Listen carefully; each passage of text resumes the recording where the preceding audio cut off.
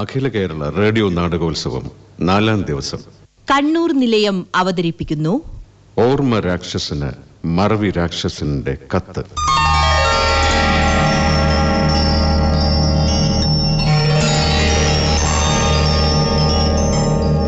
നാടകരചന N Sasidharan. സംവിധാനം PV Prashanth Kumar.